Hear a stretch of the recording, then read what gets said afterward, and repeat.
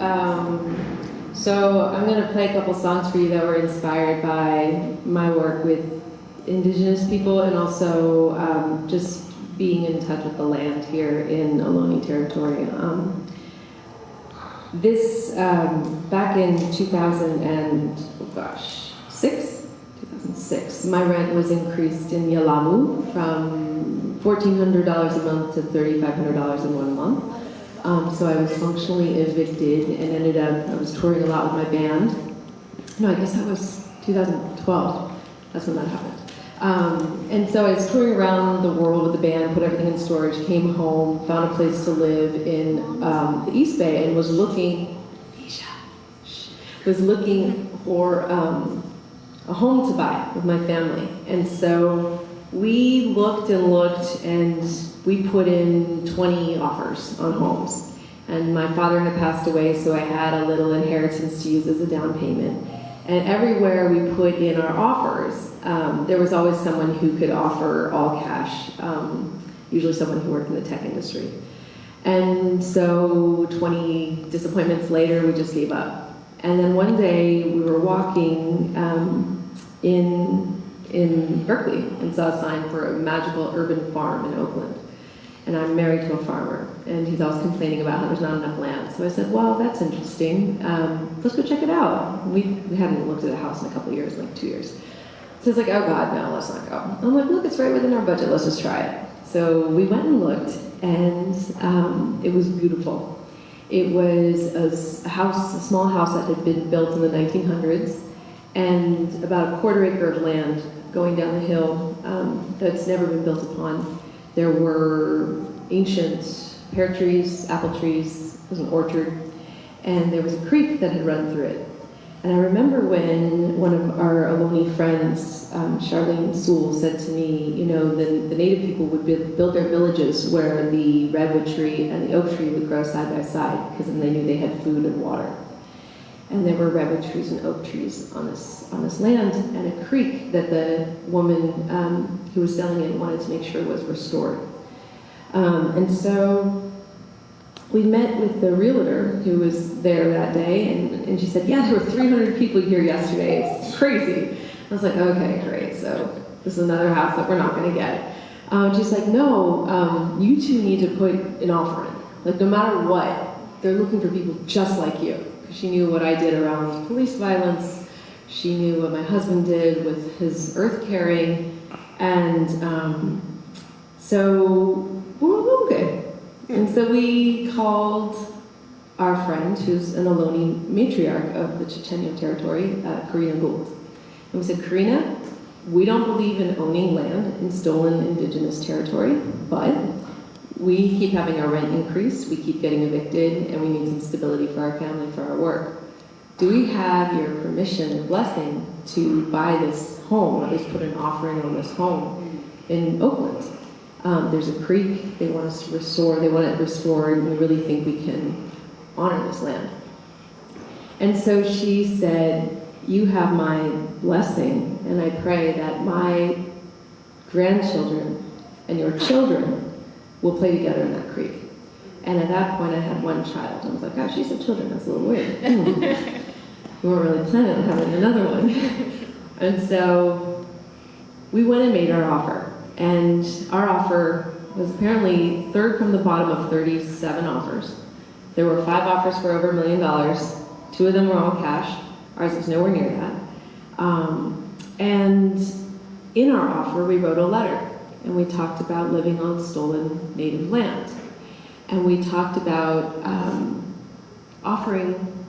offering consisting of money, some money, and then our true value, which is what we've been building with our community and our work for the last 20 years of our lives here. And then I sang a song, and she was like videoing the offer. Everyone made these offers in person, so I sang a song. And I kind of was really excited about the idea of singing a song as an offering, because I grew up with a brother who's a real diehard capitalist, and he used to tell me that my songs were not worth anything, and that in a dog-eat-dog world, like, what's your song gonna do? You can't live on love and fresh air. Like, what are you gonna do? And so I sat down and sang this song, and then my husband offered this produce that he grew, and then we went home and we were like, oh God, that was crazy, I can't believe we did that. And at 4 a.m., and we were both awake, at 4 a.m., like 2 days later, we got an email, like, she wants you. She wants you guys. And we're like, whoa, really? And so then we met her that day, and within 5 minutes, she told us, I chose you not because of your money. I chose you because of your true value. I want your value to have a home so that that work can expand in the world. And she started crying. And then my husband started crying. And then I started crying. And the realtors looked at us like, what the hell is this? And it was beautiful. And so then we called Karina and we said, all right, we got the house. It's kind of crazy. Now what do we do? How do we enter a home in the right way in your territory? And she said, well, let's have a feast and invite your ancestors and my ancestors to find a new way of being together on this land. And so we did. And so we had, it was actually around this time of year, Diwali is a very sacred ceremony time for my people, and it's an honoring of the goddess of agriculture, the goddess of wealth, the goddess of fertility, and it really is an agrarian ritual to celebrate Diwali as we're entering the dark time of the year to celebrate the light. And so we gathered our indigenous friends and our Desi Indian friends, Indians and Indians, together, and we did a ceremony on the land where we took seeds that were the cover crop we were planting to heal the land, and we prayed with those seeds about how to be together. We like set our intention, and then we sowed those seeds, and now we do that ritual every year. I got pregnant the next day. I was not supposed to be pregnant. But apparently if you like do these ceremonies and you're talking to the goddess of fertility, stuff happens. And so then I have children who now play with Karina's grandchildren. And so I wanted to share the song with you about Rain Come Home. This is the song I sang that softened this woman's heart and ears to hear what we were doing. And it's also a song that I sang as a love song to my farmer man in a time of drought. And when you sing a love song to a farmer in a time of drought, you sing for the rain. And so California was in this drought, and I wrote this song, and I started singing it, and it started raining. And it started raining and raining and raining and raining. And I say this to you because I encourage you to sing your songs. And I believe we all have songs that can honor the sacred, and that we have to just learn how to have the courage to sing them out loud.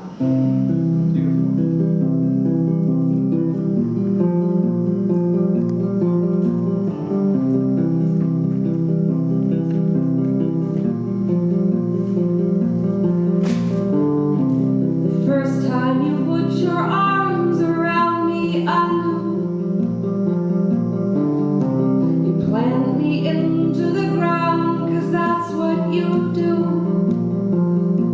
and all of my running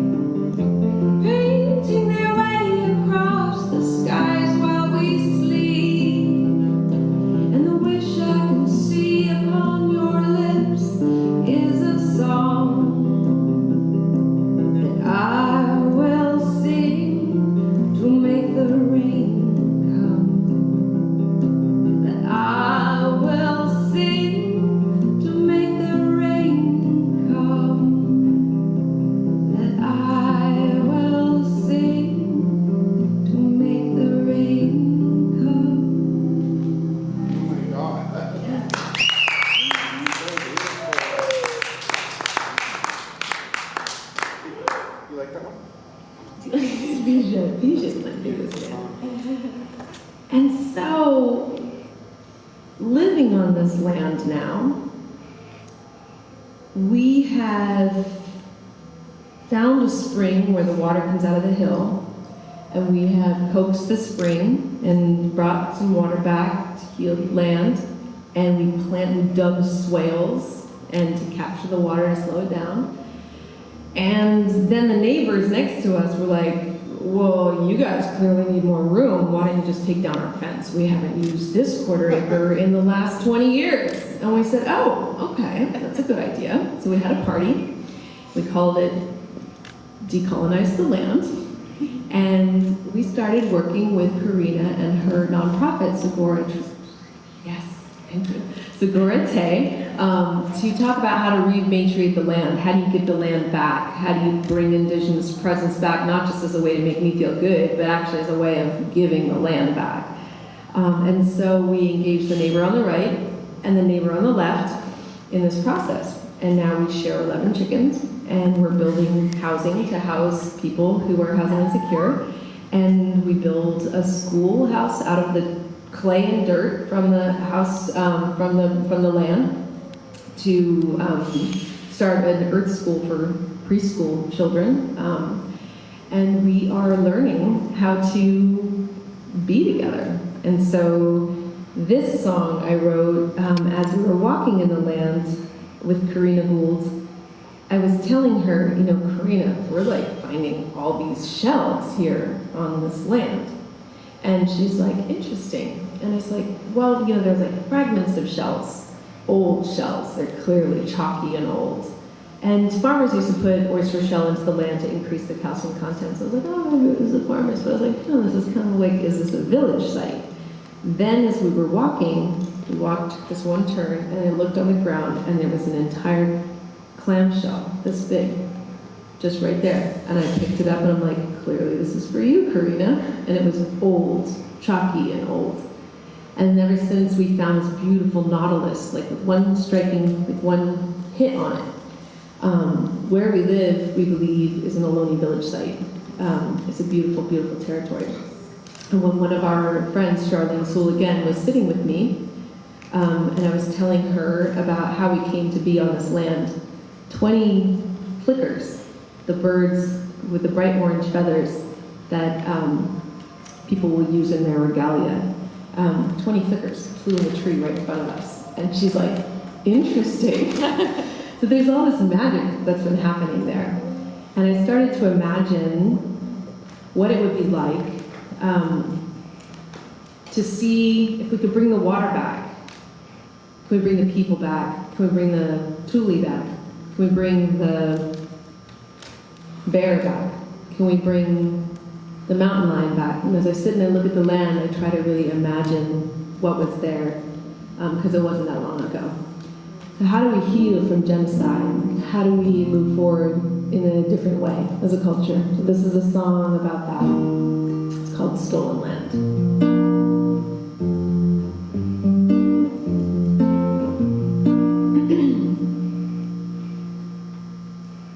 Take a walk with me through the redwood trees, 1,000 years or more, all what they have seen.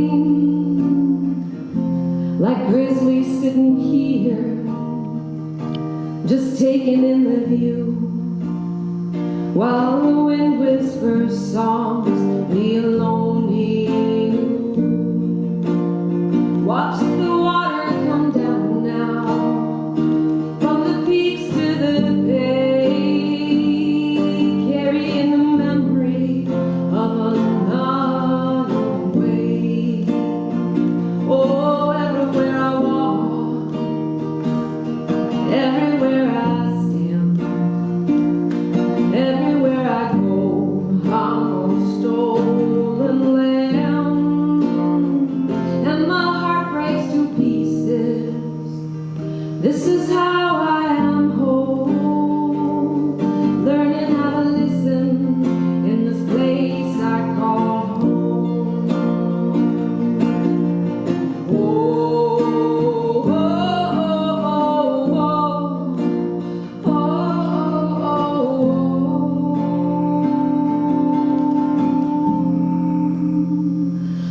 footsteps walked here, whose words will I never hear, whose baby was born through the blood and tears, fallen to the ground, silent in the shadows of sound, waiting to be heard, waiting to be found. Watch the rain come down now, as it has and it will, waking up the seas who remember still. Oh, everywhere I walk, everywhere I go, everywhere I lay my head down, everywhere I roam, everywhere I sing now, everywhere I stand, everywhere I wake up, I'm on stolen land. I'm on stolen land. I'm on stolen land.